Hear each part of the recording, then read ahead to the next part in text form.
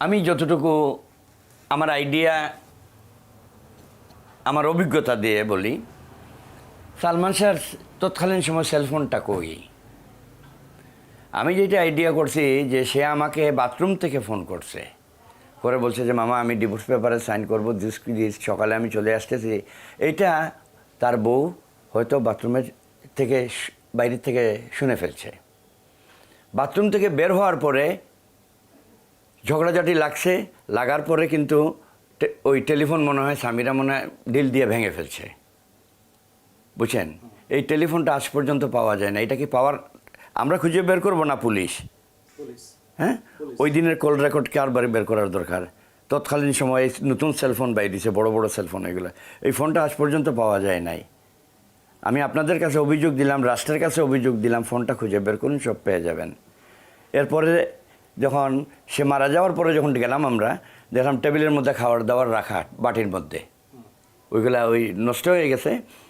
তার মানে হলো এই ঝগড়াঝাটির এক পর্যায়ে সে খায় নাই, না খায়া বালিশটা টান দিয়া সে তার ড্রেসিং রুমে চলে গেছে, ওইখানে ফ্লোরে ঘুমাইছে।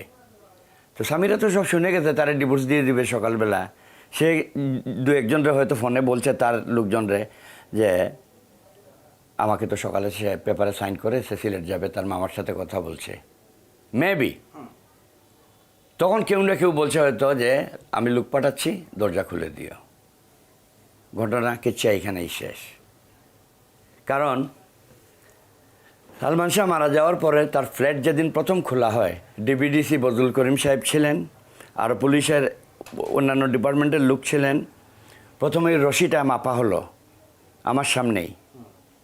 দেখা গেল যে সালমান শাহ যতটুকু লম্বা, আর যেখানে কাটা হয়েছে গলার ফাঁসির দাগ, সালমান শাহর পা এসে মাটিতে লেগে যায়। এই ছবিগুলো এখনও আছে আমাদের কাছে এবং কোর্টেও আছে।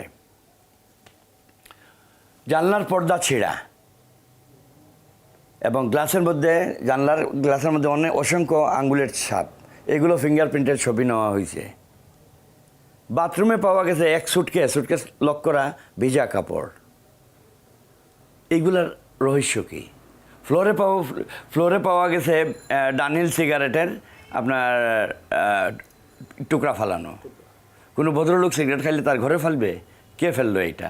এবং এই সিগারেট তো সালমান শাহ খাইতো না। তো এইগুলার রহস্য কে বের করবে? পাশের বাসার একজন সাক্ষী দিছে ওই দিন যে রাত্রে 3টা সাড়ে 3টার দিকে এই সালমান শাহর যে ড্রেসিং রুম, ওই রুমে তারা মারামারি হচ্ছে দেখছে। ওনারা মনে করতে হচ্ছে হাজব্যান্ড ওয়াইফের মধ্যে ঝগড়া হচ্ছে। কিন্তু সালমান শাহ বাসার জন্য পর্দায় টান দিচ্ছে, ধরছে, সে উঠে গেছিল, পর্দার ক্লিপগুলা ছেঁড়া। এগুলো আমরা বের করব কেন? এটা জলজন্ত মানুষ ফ্যানের মধ্যে ঝুলছে, ফ্যানের কিছুই সব অক্ষত। হ্যাঁ, অক্ষত। পাশের ফ্ল্যাটের লোকজন জানলো না। তার বউয়ের স্টেটমেন্ট হলো, আমি আসছি, আইসা দেখি সে ঝুলতেছে, আমি আমার কাজের লোকজনদের ডাকছি, ডাইকা দইটা আমি রসিকাইটা আমি নামাইছি। বাবা রে বাবা, এইরকম ইতিহাস তো ইতিহাসের পাতায় নাই। তার তো দেখা সেন্সলেস হয়ে যাওয়ার কথা, চিৎকার দিয়ে পাশে বাড়ির লোকজনদের ডাকার কথা, তার মারে, সালমান শাহর মারে বাপরে ফোন করার কথা, পুলিশের যাওয়ার কথা, অথবা নিয়া দৌড়াইয়া হাসপাতাল যাওয়ার কথা। এইগুলা না কইরা সে সুস্থ মস্তিষ্কে রসিকাইটা নামাইলো। নামানোর পরে সে গোসল দিল, তারে গোসল দিয়ে হাফ প্যান্ট পরাইলো, এবং ওই যে চোর পুলিশ খেলা, হাফ প্যান্টের মধ্যে নতুন হাফ প্যান্টের স্টিকার লাগানো থাকে না, কাগজের স্টিকার সুতার মধ্যে বাঁধা, ওইটাও লাগানো, ওইটা খুলতে তারা ভুলে গেছে।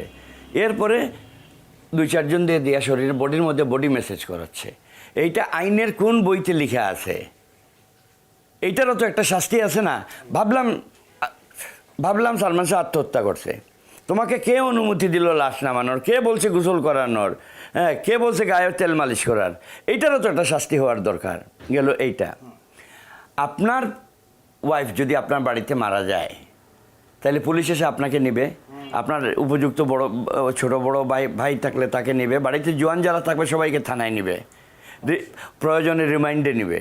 কিন্তু সালমান শাহর কাজের মহিলা ছিল 2টা, একটা ছিল ডলি, একটা ছিল মনোয়ারা, আর তার কাজের লোক ছিল একটা পার্সোনাল লোক আবুল, সামিরা। এই চারজনের উপস্থিতি, কাউকে তো থানায় নেওয়া হয় নাই, কোনো ইন্টারোগেশন করা হয় নাই।